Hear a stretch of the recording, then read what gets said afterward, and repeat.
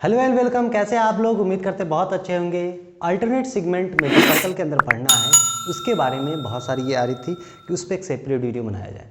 तो मैं लेके आया हूँ आपको अल्टरनेट सेगमेंट का सबसे पहले क्या होता है, प्रूफ हम बाद में देखेंगे। वीडियो के अंदर हम लोग प्रूफ देंगे। पहले अल्टरनेट सेगमेंट में कौन किसके इक्वल होता है, ये चीज़ों को हमको समझना होता है। ठीक है, बच्चे को ये नहीं समझ में आता। सबसे पहले एक सर्कल लिया आपने, ठीक, सर्कल के अंदर ये टेंजेंट बनाया, ठीक, टेंजेंट बनाया है ना। और ये टेंजेंट का जो पॉइंट ऑफ कांटेक्ट है, टेंजेंट का जो पॉइंट ऑफ कांटेक्ट है, इस पॉइंट ऑफ कांटेक्ट से कॉर्ड बनाया। ठीक है, इस पॉइंट ऑफ कांटेक्ट से कॉर्ड बनाया। समझ में आया? क्या किया हमने? एक सर्कल बनाया, एक टेंजेंट बनाया, टेंजेंट का जो पॉइंट ऑफ कांटेक्ट था इस पॉइंट ऑफ कांटेक्ट से एक कॉर्ड बनाया, मतलब जीवा बनाया, जीवा खींचा। ठीक है, तो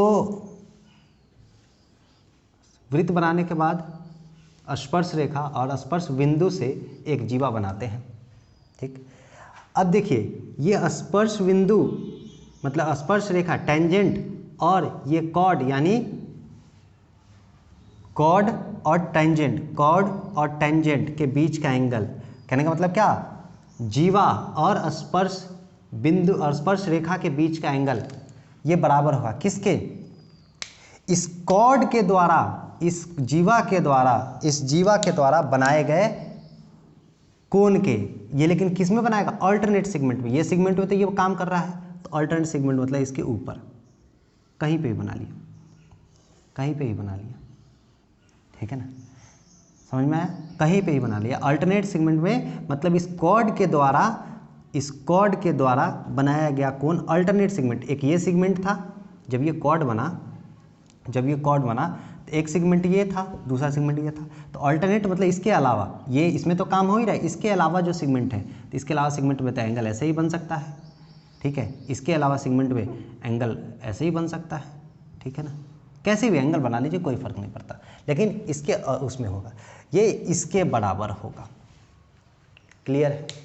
समझ में आया? फिर से समझ लीजिए, बहुत आसान है। आशा करते हैं, हमको गारंटी देते हैं कि आपको चीज़ें अब समझ में आ गई होगी। बस हमको प्रूफ अब समझेंगे, लेकिन पहले एक बार फिर से हम देखते हैं। बोला क्या? टेंजेंट के पॉइंट ऑफ कांटेक्ट से बनाएगा कॉर्ड, और कॉर्ड और टेंजेंट के बीच का एंगल किसके बराबर होगा? अल्टरनेट सेगमेंट में बनाए गए कॉर्ड के द्वारा के एंगल से। इस कॉर्ड के द्वारा जो अल्टरनेट सेगमेंट में जो एंगल बनाया जा रहा है उसके इक्वल होगा। क्लियर है? अब गारंटी देता हूं कि आपको क्लियर हो गया और स्माइल आ गया होगा चेहरा पे, अरे सर ये चीज़ था। ठीक है, हम दूसरा पॉइंट ऑफ व्यू से एक और रूप में देख ले इसको। अभी उस तरफ से देख रहे थे, ठीक है, मान लीजिए ये टेंजेंट बनाया, ठीक है, कॉर्ड इस तरफ बना दिया, तब ये एंगल किसके इक्वल होगा? इसके द्वारा, इस कॉर्ड के द्वारा बनाए गए एंगल के। ठीक है, दिख गया? समझ में आ गया भाई? अरे गारंटी देते समझ में आया होगा। हंस दीजिए, स्माइल कर दीजिए, कोई दिक्कत नहीं, चलता है। ठीक है, अब हम इसको प्रूफ देखते हैं, प्रूफ देखते हैं। ठीक है, प्रूफ देखते हैं, प्रूफ देखेंगे। अब स्टेटमेंट क्या कहता है, दोनों स्टेटमेंट पढ़िए। इंग्लिश में भी है आपके सामने, हिंदी में भी है। इंग्लिश में भी स्टेटमेंट है और हिंदी में भी है। क्या है कि if a chord is drawn through the point of contact, if a chord is drawn through the point of contact, जो स्टेटमेंट बोलता है उसको एक बार इंग्लिश में बोल रहे, एक बार हिंदी में बोल रहे, दोनों पे हम काम करेंगे। पहले फिगर बनाएंगे। if a chord is drawn through the point of contact of a tangent to a circle, through a point of contact, ये पॉइंट ऑफ कॉन्टैक्ट है टेंजेंट का, इसके थ्रू एक कॉर्ड बनाया, then the angle which chord makes with the tangent, then the angle which chord makes with the tangent is equal to the angles formed in the corresponding segment, is equal to the angles formed in the corresponding segment by the chord। इस chord के द्वारा जो corresponding segment है इसके द्वारा angle जो form करेगा उसके बराबर होगा। ठीक है, हिंदी में क्या कह रहा है? हिंदी में क्या कह रहा है? फिगर तो वही बनना है। यदि वृत्त की स्पर्श रेखा, यदि वृत्त की स्पर्श रेखा कि स्पर्श बिंदु से बनाया गया जीवा, ठीक है, स्पर्श बिंदु से बनाया गया जीवा, और जीवा और स्पर्श बिंदु, स्पर्श रेखा के बीच का कोण बराबर होगा किसके? एकांतर खंड में बनाए गए कोण के। किसके द्वारा? तो जीवा के द्वारा। क्लियर है? चलिए जी, इसको हम प्रूफ अब देखते हैं, इसको हम लोग अब प्रूफ देखते हैं। बहुत आसान है, बहुत ही आसान। क्योंकि आप लोग बहुत तेज है, यू आर सो तेज।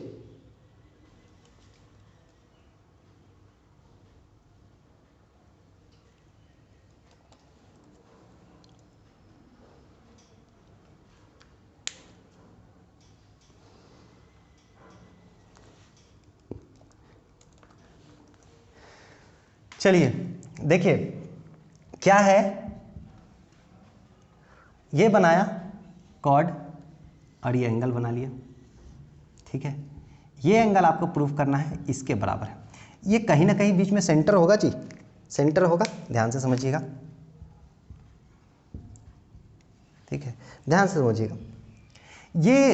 ये आर्क के द्वारा बनाया गया एंगल ये है सेंटर पे, मान लीजिए x है तो ये कितना हो जाएगा x/2 होगा, क्योंकि इसी आर्क के द्वारा रिमेनिंग पोर्शन बनाया गया x/2, मतलब ये भी x/2 हो गया।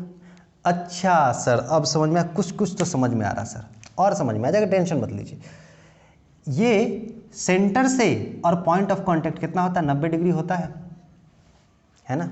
चलिए नाम दे देते हैं AOBCD, AOBCD।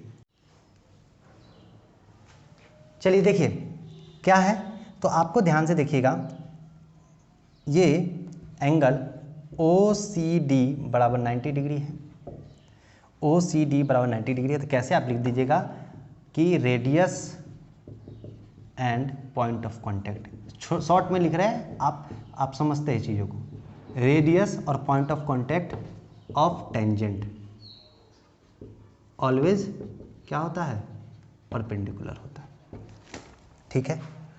चलिए तो यहाँ से आपको ज़रूरत किसका है, OCD किस से मिलकर बना है, एंगल OCB से, मतलब ये वाला एंगल और ये वाला एंगल, प्लस एंगल BCD से, ठीक है, ठीक है जी।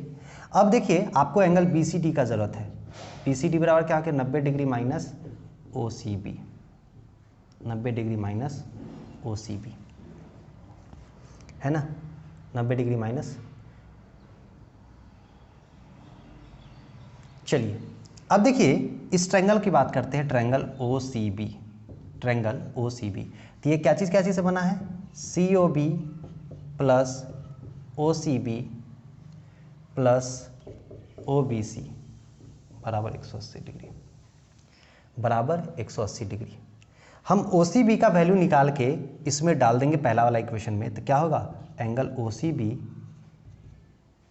ये 90 के फॉर्म में है, सबको हम 90 कर देते हैं, तो एंगल COB/2 OCB/2 और OBC/2 बराबर 90 डिग्री, ठीक है।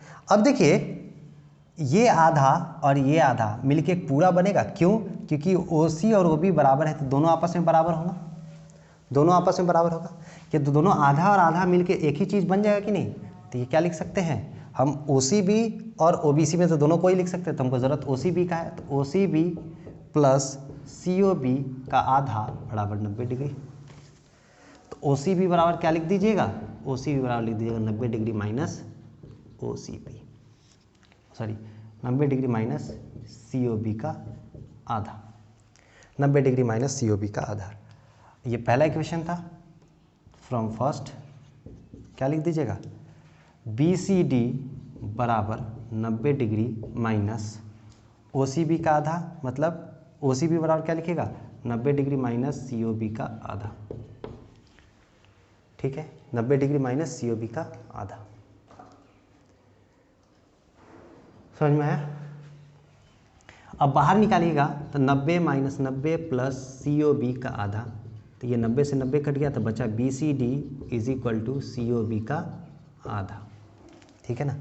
समझिए क्या आया, क्या आया वो ध्यान दीजिए, आपको आया कि BCD बराबर COB का आधा, मतलब ये बराबर क्या बोल रहा है, इसका आधा है, इसका आधा है, और इसका आधा ये बनता है कि नहीं, इसका आधा ये बनता है कि नहीं, क्यों, क्योंकि एक ही आर्क से बनाए गया सेंटर पे एंगल बराबर होता है इसके दुगना, ठीक है ना, और या एक ही आर्क से बनाया गया सर्कमफ्रेंस पे एंगल सेंटर के एंगल से आधा होता है, ठीक है। तो वो स्टेटमेंट लिख देंगे, we know that angle made at center with same arc is equal to twice of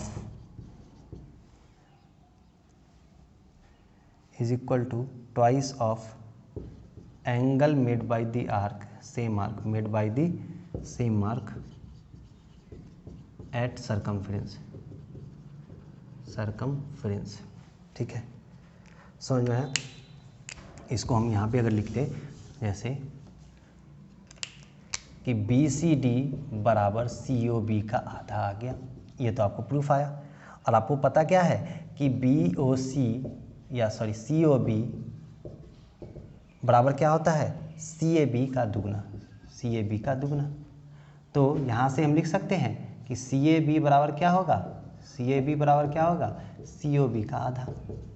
ये तीसरा, ये दूसरा और तीसरा से क्या हो जाएगा? दोनों आपस में COB के आधा के बराबर है, तो BCD बराबर